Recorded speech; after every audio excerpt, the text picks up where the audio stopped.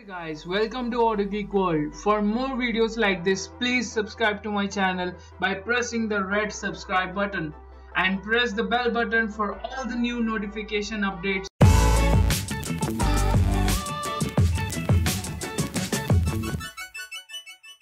Hi everybody, good afternoon. This is Kumar. You are at Venkateshwara Motors. Kindly see the following video for R15 V3. It is more educative. It will give you insight of the product in complete. I would expect you to come and drop at the showroom and have a look and find out when the booking period and the delivery schedule.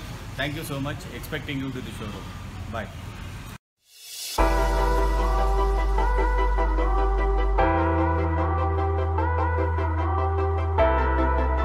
Hello guys, welcome to Auto Geek World.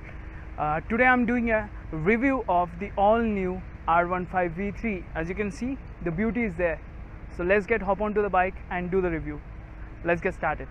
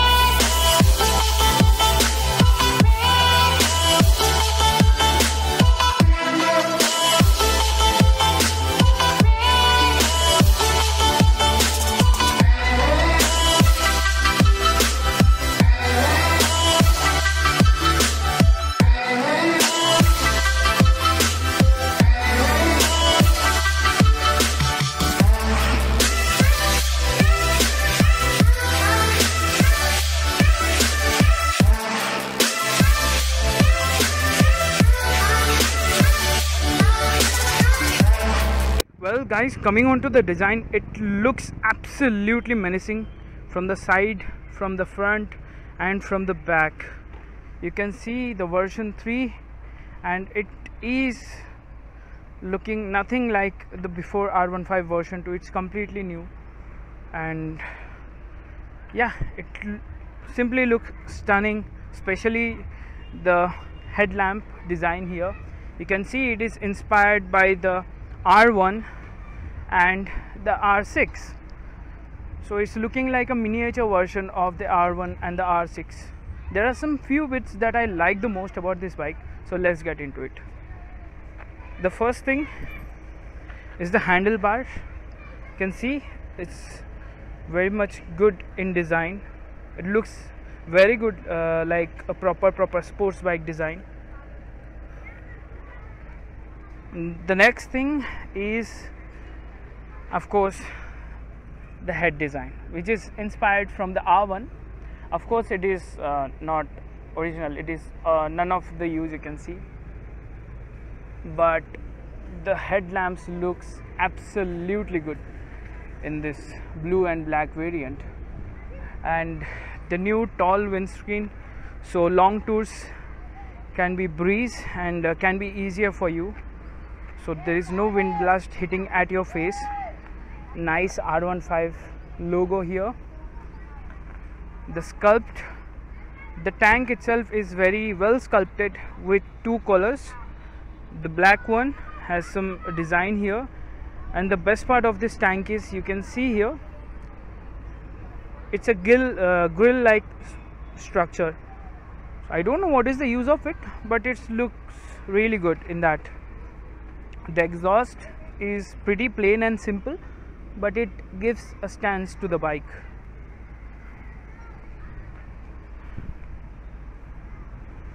So this is the MRF Nilo Grip Zapper tires, very sticky, grippy.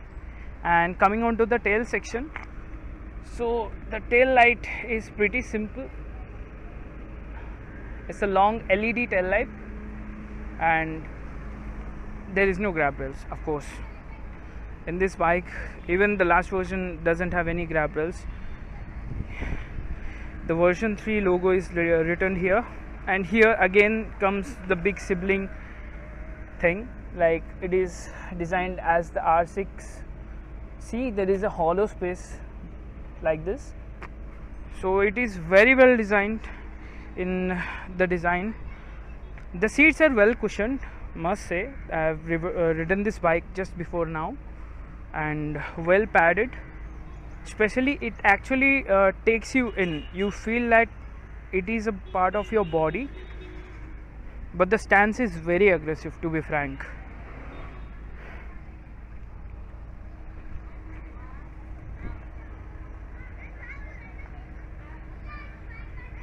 The engine, which is the highlight of this bike, is a very powerful 155cc single-cylinder liquid-cooled fuel-injected engine, producing a whopping 19 bhp of power output at 10,000 rpm and torque of 15 Nm at 8,500 rpm.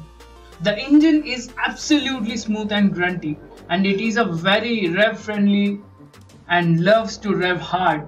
The best part is, in 4th gear, in peak city traffic, it stays planted. Comes with a 6-speed transmission gearbox, which is very smooth. Gear shifts and the slipper clutch, which makes shifts very easier from top to down. And the other thing is about the heat from the engine. I didn't feel any heat on my legs in the peak traffic situation. The bike handled very good. To be frank, I love to rev the bike. It didn't even tend to sweat in the traffic and long stretches.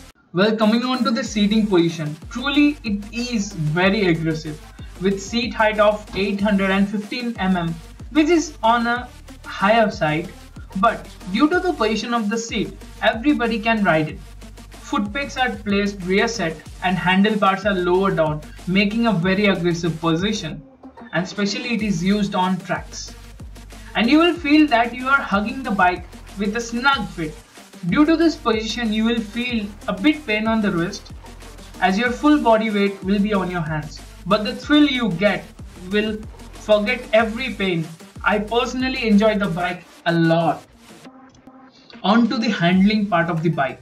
It is very good, especially onto the corners because of the shorter wheelbase and the delta box frame, making it more agile and strong. I drove the bike in both city and traffic conditions and on the plain roads. And both the roads I enjoy the bike a lot, especially in the traffic. But there is one thing, while hard turning, you could hit your head on the tank. Well, coming on to the suspension setup. Here, Yamaha tried to cut some cost by putting normal telescopic fork suspension up front instead of the upside down found in the international variant, which could have put a more appeal and usability on the road. And at the back, it is an adjustable swing arm. The bike handles most of the undulations of the road. The suspension is on a stiffer side, keeping up the sportier nature of the bike. And with 170 mm ground clearance, it can tackle bad roads and speed breakers at ease. And you will also feel comfortable because of the snug fit. Let's come down to the brakes. Here also, Yamaha tend to cut the cost of the bike by not putting the ABS, unlike the international variant, which is a bit disappointing in this year of 2018. Well, this bike is equipped with a large 282 mm disc up front and a 220 mm disc at the rear. The braking performance is up to the mark, has good stopping power and ample bite to stop the bike. But the ABS is really missed here. In hard braking, the tyre may lock up. Onto the wheels. These are really good with MRF Nilo Grip Zapper tyres. At the front, it is a 100 by 80 section and at the rear, it is 140 section wider tyre. Onto the 17-inch wheels. And both are tubeless, so no stopping for you because the tyres has fantastic grip on holding the bike onto the roads, giving you the confidence on to do more cornerings and all, and the long stretch also, and even not skidding onto the road while braking. So in the tyres department, Yamaha has done a great job. Now on to the capacity of the fuel, which is 11 liters, which is a bit low considering the mileage. It easily returns you around 30 to 35 in the city and 35 to 40 on the long stretch, depending upon the riding style of yours, which is pretty decent according to the capacity of the bike, but at least 15 liters of tank capacity would be expected from Yamaha. This bike also gets some accessories like the seat cover, a tank pad for preventing scratches on the tank, gets a frame slide and a skid plate. This bike gets an optional mobile charger also. And for the race enthusiast, Yamaha also provides a special Metzeler rear tire and a Daytona exhaust muffler, but it is only applicable on the racetrack. Well, coming on to the price, it is very well priced at 1,25,000 ex-showroom Delhi, and according to the price, you are getting a beast of this bike. It is absolutely steal for the price, has everything that you need for an entry-level sports bike. What you need more than that? Has great looks, superb engine and a very good build quality. This is the most powerful 155cc bike in India right now. Thank you for watching my video. Please don't forget to subscribe this channel, like, share and comment.